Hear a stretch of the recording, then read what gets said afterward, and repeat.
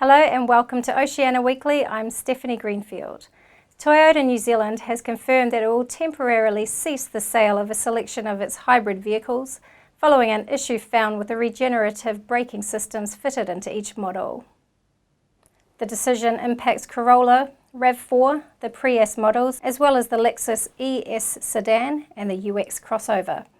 The Prius C and the Prius Prime are among the models that aren't included in the announcement. Toyota New Zealand takes the safety of its customers very seriously and as a precautionary measure has ordered a sales stop on some hybrid models. There are over 400 vehicles involved, however only 88 of these have been sold and are at dealerships awaiting delivery to customers. The rest have been identified and are on a shipment to New Zealand or are being held at a Toyota New Zealand facility. Statistics New Zealand has released its official data around terminations in 2018, showing there were 13,282 abortions performed last year. The statistics revealed that 19% of all pregnancies in New Zealand end with an induced abortion. 15 years earlier, 25% of pregnancies were terminated, but since 2012, the ratio has remained fairly stable. More Kiwi women are having abortions earlier in their pregnancies. In 2018, 60% of all terminations were performed before the 10-week gestation mark, compared with 46% a decade earlier and only 38% in 1998. The teenage abortion rate has halved since its peak in 2007, with 10% of terminations in 2018 for women under 20, down from 23% 11 years earlier. A new report reveals self-driving tourists are dangerously unfamiliar with New Zealand road safety rules. The University of Otago found that more than 95% failed a 30-question road code test. Of the 226 international visitors to Queenstown in a 2-week period from earlier this year, only 7 passed the test by getting at least 28 questions correct. The 3 most common nationalities amongst those tested were German, British and French. A significant number of tourists who were approached were Chinese visitors who didn't want to take the test because of their limited knowledge of the English language. 3 of the questions, which were all taken from real New Zealand driving theory tests, stumped most of the participants. Wellington City has announced its goal of becoming a zero-carbon city by 2050, a goal that has the support of Wellington's Chamber of Commerce. The Chamber of Commerce said businesses in the capital are on board with reducing emissions and overall being kinder to the planet. The Carbon Zero Bill, currently before Parliament, presents the government's emission targets for the country. The Chamber of Commerce says that it's imperative that the council works closely with local businesses to meet the city's goals, although many businesses are already making an effort to reduce waste and single-use plastics. The Chamber of Commerce will require the council to think strategically about the challenges facing the city. Data released under the Official Information Act shows that nearly 700 firearms were reported stolen from licensed gun owners last year. But despite more than 1,500 firearms being seized by police in raids, only a fraction of recovered guns have been reported stolen. The vast majority were rifles, 436 in total, followed by shotguns at 186. 3 military-style semi-automatic rifles and 3 pistols were also reported stolen from people with valid firearm licenses. Both military-style semi-automatic rifles and pistols are strictly licensed, requiring a B and E license endorsement, respectively.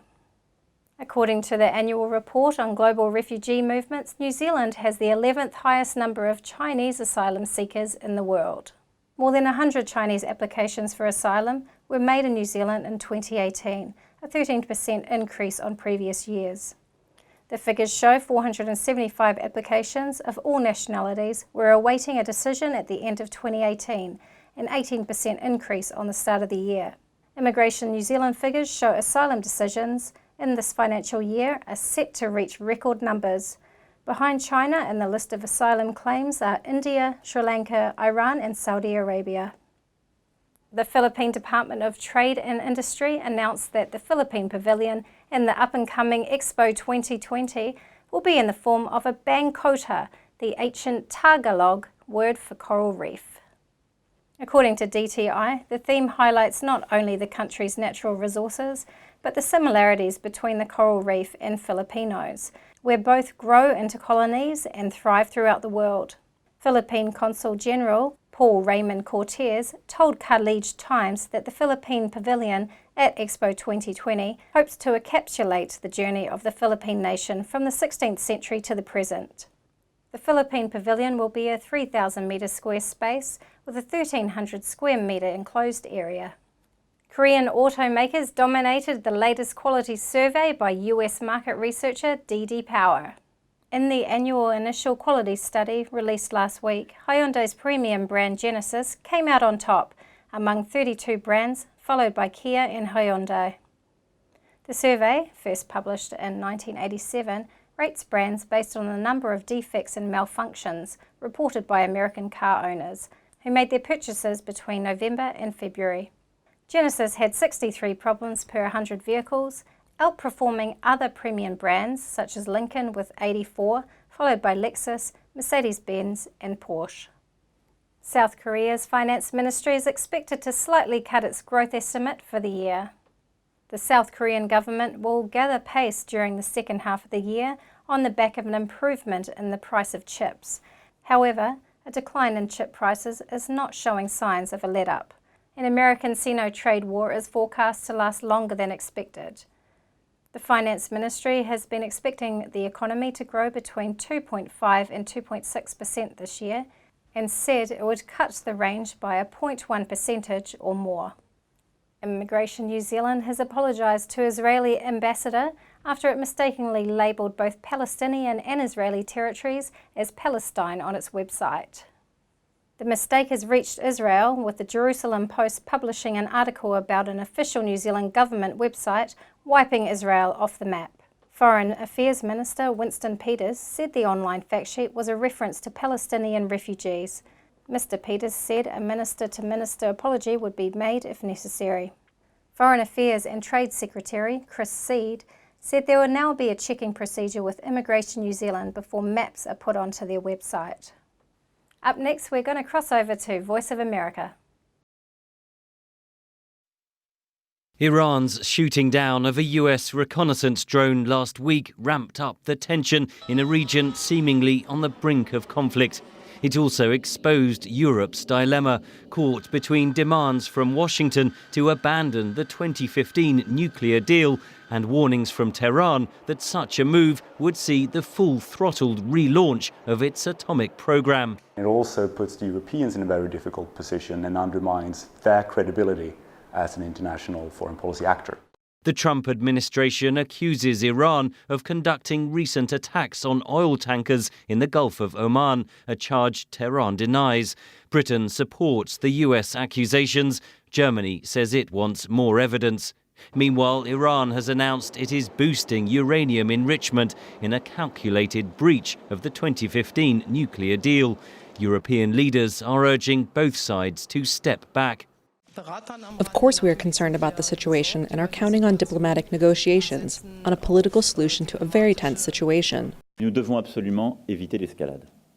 I invite all the parties to reason, to calm down and to discuss. Any conflict with Iran would likely spread across the region, say analysts. It has to fight essentially a regional deep battle, which means activating a lot of the assets they've developed potentially in Lebanon, in Iraq, and conducting ballistic missile strikes. Britain Monday voiced concern of what it called an accidental war. So what role can Europe play in defusing the crisis? They can find a way to position themselves as a mediator here.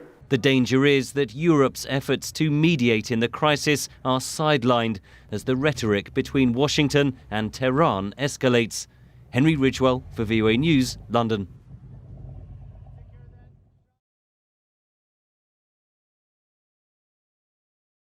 Thank you for joining us here at Oceania Weekly. We'll see you next week.